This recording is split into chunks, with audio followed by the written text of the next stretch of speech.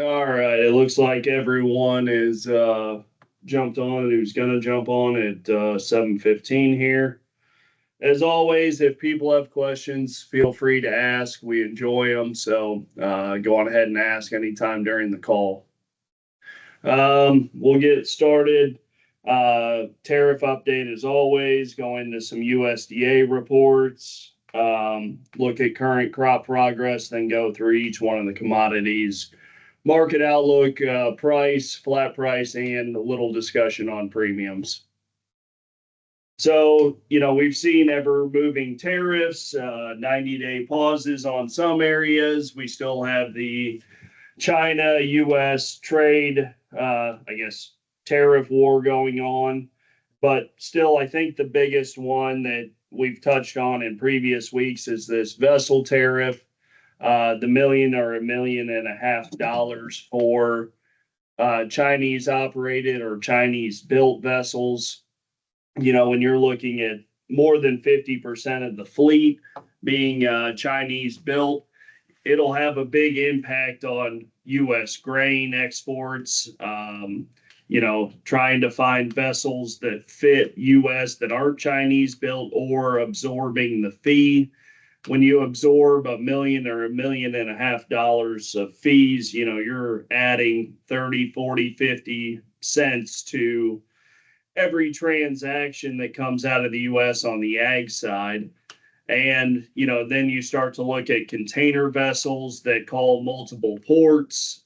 Is that $1 million for each berth? Is that just a one-time fee? Either way you look at it, it makes the U.S. less competitive, in the export market. So as we go forward, there are a lot of discussions with NGFA and different groups on getting this reduced or paused for ag. So as we move forward, we'll have to watch, if this fee structure gets adjusted for ag. If it doesn't, how that'll affect our overall export market for the upcoming year. We had the USDA supply and demand last week. Looking at wheat, we had an increase in hard wheat carryout. We had a reduction in exports and in domestic use. Don't 100% agree with the slide in feed and residual. I still think we're going to feed wheat, but that's what USDA had for the time being. The big mover was the corn, especially old crop corn. They added 100 million to exports, which was expected.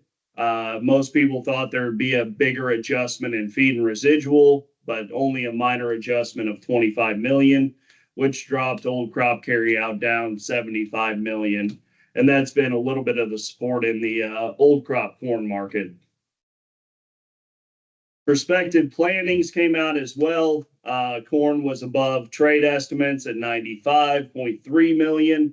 There is some talk now with the corn bean relationship that we could see even more corn acres. So we'll touch on that part when we get into corn specifically.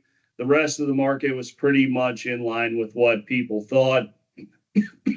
The spring wheat market, I guess, would be another outlier with spring wheat acres being cut and dry weather up there. So that'll be one market that needs to be watched here in the U.S. Not directly affects our regions, but will have an impact on possibly hard wheat and how that moves domestically. One thing I saw this the other day, profitability is terrible. So, looking across all the grains, it doesn't look real optimistic with the current futures prices. So I think everyone needs to take a hard look at, budgets and break evens for the farmers and really, take advantage of rallies that this market gives us when they do, and know your break even cost and, really watch, what needs to be sold to make a profit or the least amount of loss going forward. Planting progress, even with the big rains last week, we have seen some planting progress. Corn is a couple points behind last year. Beans, 1% behind last year. There is an open window here over the next 3 to 4 days. So we should see some good progress going into next week. And then we'll need to watch this as we go forward to see if corn catches up and starts to outpace last year to see if we can really get above 95 million acres. I think that'll be the kind of the key to new crop corn values is how many acres we get, and then the relationship then with beans as we move forward for the next month. So getting into the weekly price update, I kind of took a look at not only what's happened weekly here, we've had, firmer values over the last couple of weeks. But when you go back and look since the start of the year, we've had some pretty big ranges. I mean, you sit and look at corn, it's traded in an 80-cent range, but it's only up 35 cents since the start of the year. And looking at wheat, we've traded over $1 range and we're down 13 cents on the year. And beans, traded more than $1.25 range and is up 20 cents since the start of the year. So these markets are extremely volatile. They're giving opportunities to sell, but the day-to-day price action, could be up 20, down 20, but it's really not going anywhere as we, are 4 months into this year and really not big price moves since the start of it. So the fund positions as a whole has been kind of risk off here since the tariffs have started to roll out. I don't know if it's so much more uncertainty in what will happen here in the markets as we go forward, but the fund positions as a whole have been reducing their overall longs. A lot of that being mainly the corn market, but they've also been sellers of soybeans and wheat. So I think as we go forward here, if they're willing to reestablish positions or not is going to depend on, what the tariff outlook is and, what the demand picture looks like going forward. And then as we look at the CFTC positions, this is kind of the big driver we've seen in price. The funds continue to liquidate corn. We're down more than 300,000 contracts since the start of February in corn. And as we start to trade the new crop balance sheets more and more, does that get to where they are short again corn? And I think if we're 95, 96 million acres of corn and a decent outlook on weather, they probably get at least even to short corn as we move forward here. The wheat position is still probably the biggest outlier when you look at the combined all wheat position, including Matif. The funds continue to sell wheat, whether it be hard wheat or soft wheat or Matif. Right now, they feel like that is the safest short leg out there. I think it's still susceptible to a big short covering, and seasonally, as we move into later in April into May, this is historically when we do see a short covering position. So the opportunity, at least technically could be with the fund position to sell some wheat. When you look at the fundamentals today, especially here in the US, we've got plenty of wheat. So I don't think it's a demand driven deal. It's just more of a technical move that we could see short term. So rolling into the overall global outlook on wheat, short-term moves are all dictated mainly on headlines. What are tariffs? What's going on with exports, that kind of stuff. And the fund structure would be our short-term moves. When you look at the long-term drivers of price, it's going to be what's the U.S. crop? What's the Black Sea crop? And right now, as we sit, we look fairly comfortable in the world, at least short term here, that we have enough wheat to cover up any demand that shows up. and we would probably need a big drop in either the Black Sea crop or a big cut here in the U.S. to drive any long-term rally.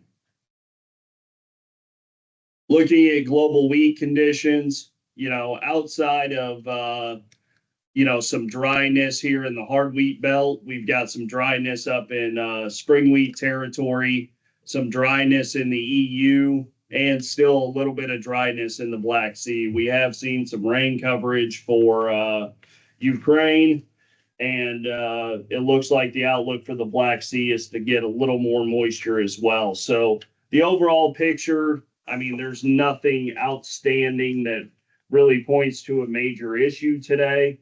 So, when we're looking at flat price, I just don't really see anything that could be a major driver unless we run into a hot and dry spell here over the next 2 months.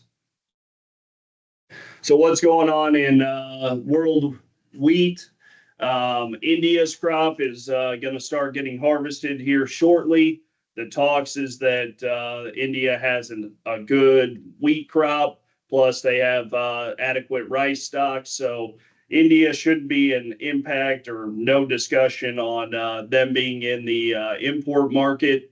The major exporters, they're comfortable wheat here. So nothing really outstanding there. And the overall demand in the world is kind of leveled off, especially when we look at China wheat imports. They had been taking their full TRQ over 10 million tons in country.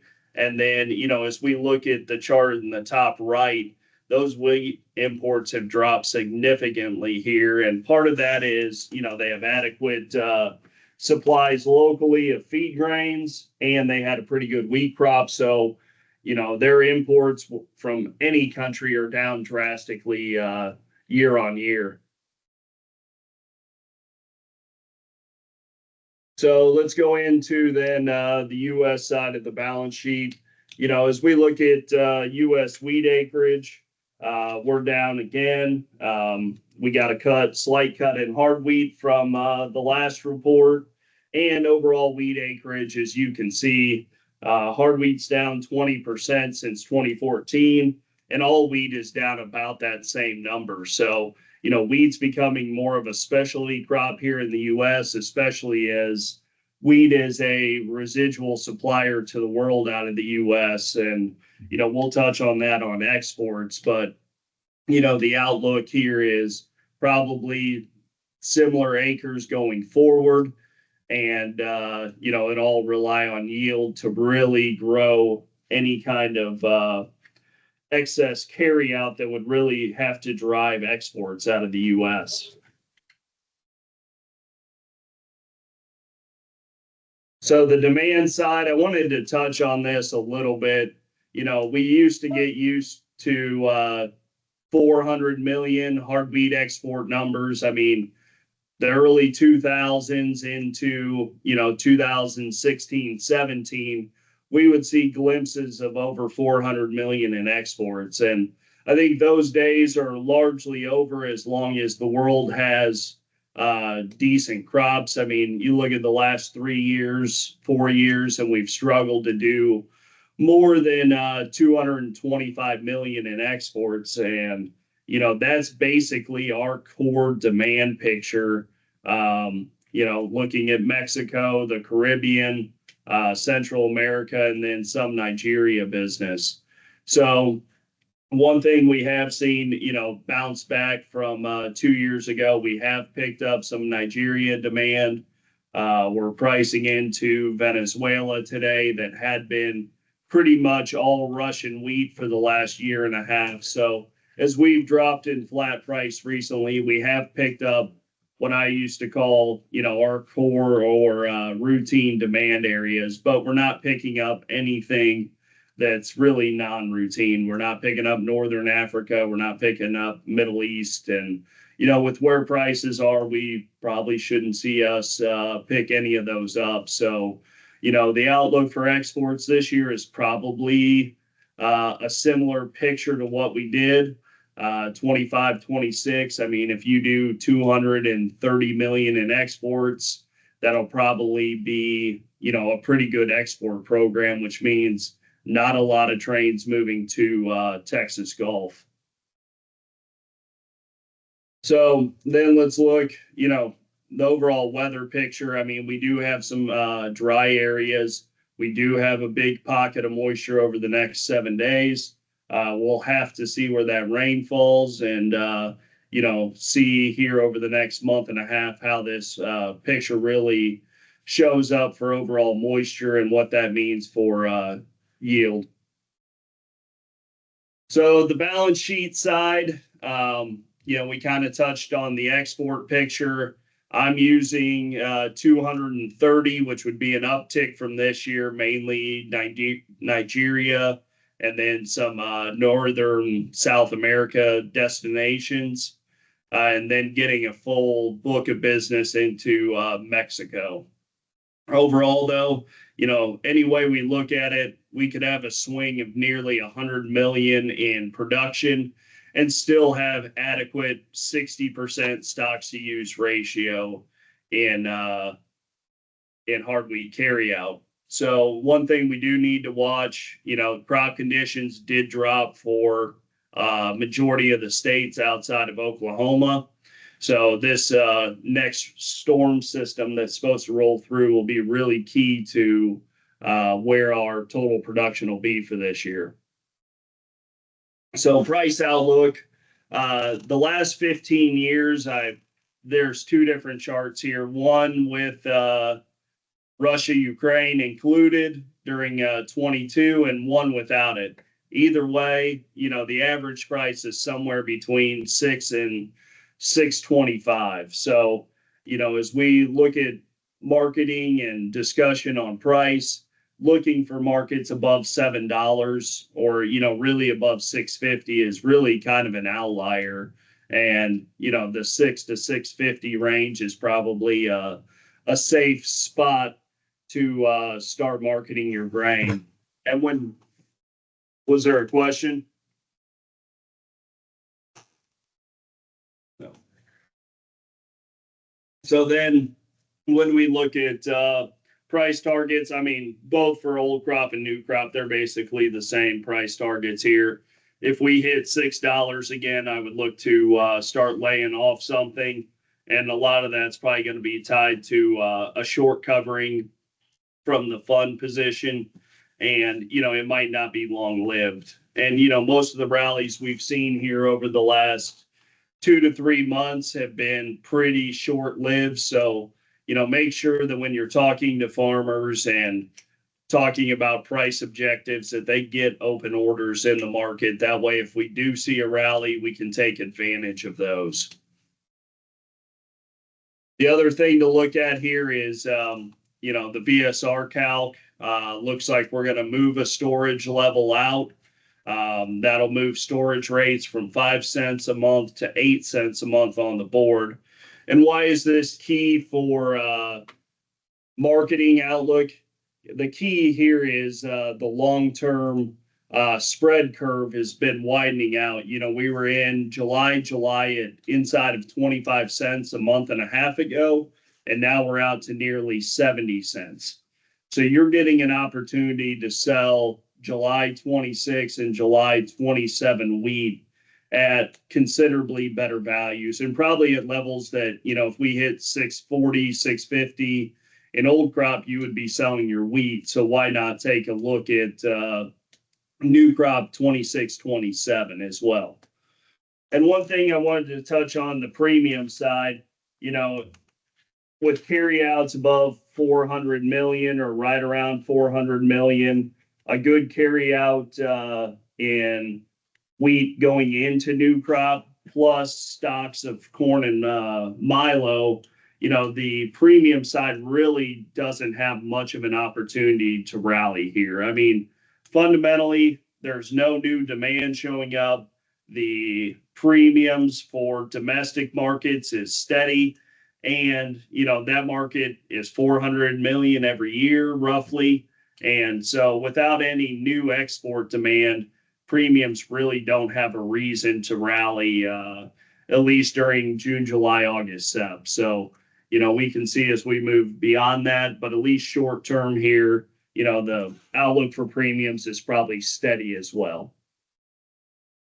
So moving into corn stocks is probably paints a picture for the premium side for corn for our markets as much as anything. The overall corn stocks were in line with analyst estimates, but the positioning of those stocks is more to the west than the east. And as you can see, the eastern premiums have rallied throughout the year and the western premiums have been softer. And that should show up here as we move into new crop positions where August, Sep, early corn, you'd been able to get a good premium for early harvested corn. This year with more stocks of corn, milo, wheat, the possibility of that is probably very low, and you should just anticipate cheap premiums moving forward here, especially if we have another good fall crop in front of us. These premiums probably stay fairly steady throughout the year. Then looking at what's going on in corn, we're going to start trading, the new crop balance sheet, 95 million acres plus in corn. And then we'll be trading the old crop side on the export demand. Exports continue to outpace USDA. They continue to be strong and should stay strong here, especially with the U.S. being really the only market for the next 2 to 3 months. So how much more sales can we see? That'll show up more in old crop, new crop spread than it will drive new crop values. So, the new crop balance sheet is going to dictate where the overall structure goes for values. And then the July D spread is going to be the part that shows the old crop demand side. So when we look at the new crop balance sheet, 2 billion bushels of corn carryout looks in the cards for sure. I mean, maybe you can, if we have the 95 and a lower yield, you get down to 1.9. But even using a big export number for next year, I mean, you still have a very comfortable corn carryout. And last year when we got 2 similar carryouts, we traded sub $4 corn. And, if we really do get to 97 million acres of corn, you're probably looking sub $4 corn until we can find new export markets or, additional ethanol use. This was a picture of the July D spread. This is the old crop, new crop spread. And, as we start to price in more and more acres of corn, and then the old crop demand picture, that spread, has started to rally again. I think we touched 40 for part of a day the other day. And, if we see more old crop demand, that spread is going to firm. And it doesn't necessarily mean that new crop values are going to follow it. So then the price outlook on old crop corn, 5 to 5.15. I think we have a chance to get there, especially if we continue to see this demand roll through. On the new crop corn side, I mean, we're right in an area where I think you should be selling some new crop corn, 460 to 465, especially with us touching 465 today. Because if we do get the acreage and the production side, you probably do trade sub $4 for, at least a time period. Maybe it's not long term, but the outlook to trade $5 for next year's balance sheet looks unlikely unless it's just a short term blip. So then let's roll into soybeans. Taking a look at the big picture, South America has become the kind of market maker with the Brazil production, especially when you look at them taking over a large percentage of the Chinese soybean demand. And the overall picture for beans, at least short term, is extremely comfortable. The carry out is adequate. And, without China, the US bean market, I think it's roughly 50% of our US bean market. Without them in the market short term, then, the demand for US beans is pretty thin. And, when we start to look at the tariff talks and US beans to China, historically, this time of year is when the US program tails off anyway. So tariffs, at least for the next 3 to 4 months, aren't going to make a big difference to US bean demand. And, when we start looking at prices, I put up the 10% tariff and now the 94% tariff on US beans. We're nowhere in the market. So until something changes with those, Brazil and Argentina beans should be the market for China. Then the beans, we saw the acreage. It was pretty much in line with USDA and analyst estimates. No surprises there. And when we go to the balance sheet, we could get tight beans or we could be extremely comfortable beans. A lot of that is going to depend on the export market. And, if we see less exports to China next year, we have a very comfortable bean carry out. If we work our way back into that market, we could be sub 7% in stocks to use. So it's really fully dependent on kind of that export demand picture and a little bit on, how overall yield looks. So price targets then for beans, 10 to 10 or 1050 to 1075 on old crop beans. Without any demand or new fundamentals in here, that's a pretty comfortable place to at least market something. And normally you get a time frame here in between April and July to historically sell the higher end of those bean markets. The last one here is sorghum. We all know what's going on. There's no China demand. Premium wise, you're going to have to continue to price as a relationship to corn into the feed ration or into the ethanol market. So with us carrying over more milo, an increase in milo acreage and no Chinese demand, our markets are fairly limited. We at least have seen Mexico and Spain buying milo, but that's at a discount to corn. So, premiums should stay weak throughout the year until something gets figured out and we get China back into the milo export market.